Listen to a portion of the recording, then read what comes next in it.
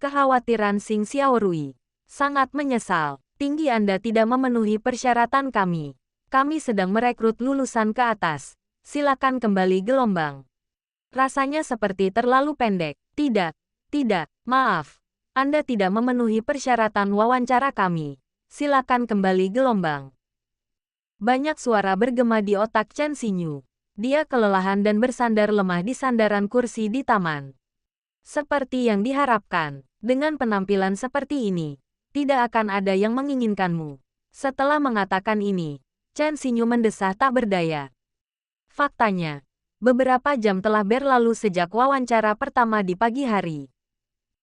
Kecuali yang pertama yang mempunyai sikap positif dan memberi saya sedikit ketegangan, yang lainnya langsung menolak saya secara verbal. Tanpa memberi kesempatan sedikit pun, dia langsung menyangkal kemampuannya sendiri. Silakan, walaupun aku selalu bermalas-malasan di perusahaan, aku masih punya beberapa kemampuan. Oke. Petik 2. Chen Xinyu mengepalkan tangannya. Ekspresinya penuh dengan keengganan. Dia tahu dengan jelas bahwa kemampuannya tidak terlalu menonjol dan dia hanya seorang karyawan biasa di perusahaan asalnya. Tetapi bagaimanapun juga, dia telah bekerja di bagian penjualan selama 2 tahun, dan telah mempelajari beberapa hal yang berguna di bawah pimpinan ketua tim, jadi dia masih mampu menjual beberapa barang sendiri. Selain itu, Spiritual Energy Co., Ltd. adalah perusahaan besar. Informasi menunjukkan bahwa saya telah bekerja di sana selama 2 tahun. Perusahaan kecil itu seharusnya sangat menghargai saya. Bagaimana kau bisa mengingkari eksistensi dirimu sendiri hanya dengan melihat penampilanku? Saya pikir saya beruntung hari ini. Saya benar-benar terkesan. Ledakan. Sambil menepuk-nepuk wajah cantiknya, Chen Xinyu mengulurkan tangannya untuk menghalangi matahari terbenam di depannya. Apakah sudah waktunya? Dia perlahan berdiri dan mengeluarkan telepon seluler lamanya. Ponsel lama ini adalah ponsel yang pernah dimiliki Sukimeng. Menurut Sukimeng, setelah kecelakaan hari itu, telepon genggamnya langsung tertimpa mobil. Tidak ada kemungkinan pemulihan sama sekali. Tidak apa-apa jika ponselnya hilang. Semua barang ini dapat dibeli lagi. Tetapi sumber daya yang disimpan Chen Xinyu di dalamnya, tidak akan pernah bisa dikembalikan. Brengsek. Aku telah terlahir kembali. Tetapi mengapa aku memiliki begitu banyak kekhawatiran? Brengsek. Petik 2. Chen Xinyu menggembungkan bibirnya. Ekspresi marahnya sungguh lucu. Tetapi kata-kata yang keluar dari mulutnya sama sekali tidak sesuai dengan usianya. Bip, bip, bip gelombang. Dengan sedikit marah, Chen Xinyu membuka telepon yang sedikit kosong di dalamnya. Memori teleponnya lumayan, tetapi tidak banyak yang dapat diunduh. Hanya ada Qi dan WeChat, dan beberapa perangkat lunak untuk menonton video. Nomor Qi dan akun WeChat milik Chen Xinyu telah dibatalkan oleh Sukimeng. Lagi pula, akan menyakitkan baginya untuk menyimpannya. Jadi akun yang saya gunakan sekarang adalah akun yang terdaftar dengan kartu telepon baru yang diajukan Sukimeng. Masih banyak grup kuning-kuning di Qi. Saya tidak bisa menambahkan teman-teman itu di WeChat lagi sekarang, kan? Chen Xinyu menggelengkan kepalanya dan menutup antarmuka telepon. Dewa itu berkata padaku jika ada orang kedua yang mengetahui identitasku, aku akan langsung menghilang. Itu artinya aku hanya bisa hidup sebagai Su Xiaoyu di masa mendatang. Saya masih hidup tetapi saya tidak dapat membuktikan keberadaan saya.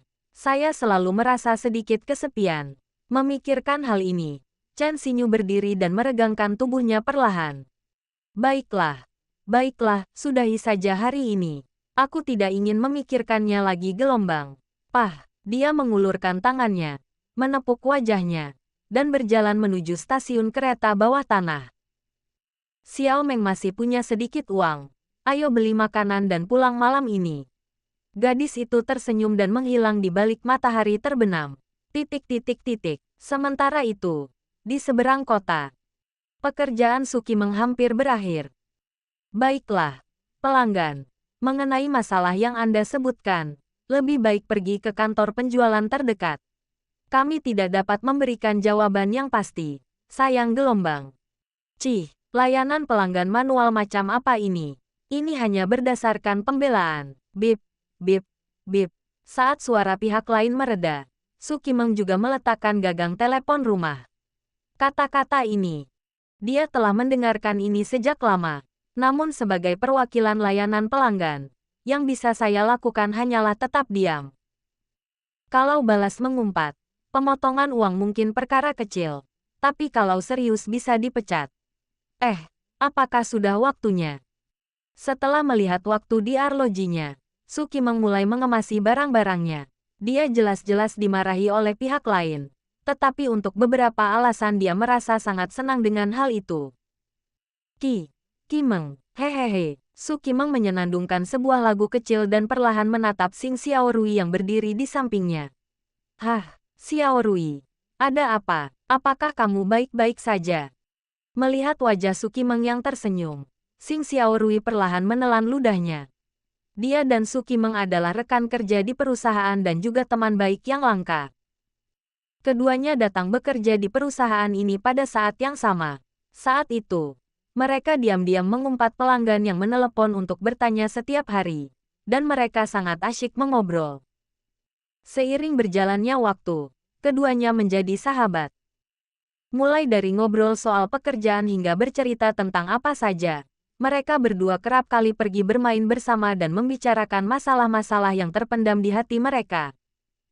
Namun, hingga setahun yang lalu, segalanya berubah. Setelah kejadian itu, Su Kimeng yang biasanya banyak bicara, lama-kelamaan menjadi pendiam. Dia biasanya hanya menjawab dengan, "Oh," atau "Ah." Dia sering linglung saat istirahat kerja. Begitulah, sampai-sampai semua orang di perusahaan memperlakukannya sebagai orang aneh. Xing Xiaorui pergi menghibur Su Kimeng atau berbicara dengannya lebih dari sekali. Namun kali ini berbeda dari sebelumnya. Xing Xiaorui menemukan bahwa tidak peduli apa yang dia lakukan atau bagaimanapun dia mencoba memenangkan hubungan itu kembali, pihak lain tidak dapat membuka hatinya. Dia seperti mesin kerja yang tidak memiliki emosi. Saya ragu-ragu di tempat kerja saya setiap hari, dan pulang tepat waktu ketika waktunya tiba. Saya mengundangnya, tapi dia menolaknya setiap saat. Xing Xiaorui bisa merasakannya. Orang lainnya sekarang mengembara dalam dunia kesakitan, tetapi sebagai sahabatnya, dia tidak berdaya melakukan apapun. Tentu saja aku baik-baik saja. Ada apa denganmu? Kenapa kau ribut-ribut begitu? Melihat Su Kimeng yang tampak bersemangat, Xing Xiaorui benar-benar tercengang. Apa yang telah terjadi? Kimeng seperti orang yang benar-benar berbeda. Mungkinkah, napas terakhir vitalitas? Perubahan sikap yang tiba-tiba ini langsung membuat Xing Xiaorui curiga. Aku melihat dengan mata kepalaku sendiri ekspresi Su Kimeng yang kesakitan. Tetapi mengapa sekarang dia malah membaik tanpa alasan yang jelas? Bukankah ini terlalu abnormal? Ngomong-ngomong, yuk, besok kita makan malam bareng. Aku tidak punya banyak waktu hari ini. Aku punya beberapa hal yang harus dilakukan di rumah. Jadi aku akan pergi dulu gelombang. Hei, Kimeng.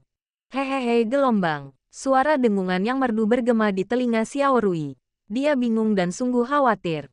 Tidak, kita tidak bisa terus seperti ini. Suatu ide tengah berkecamuk dalam benaknya.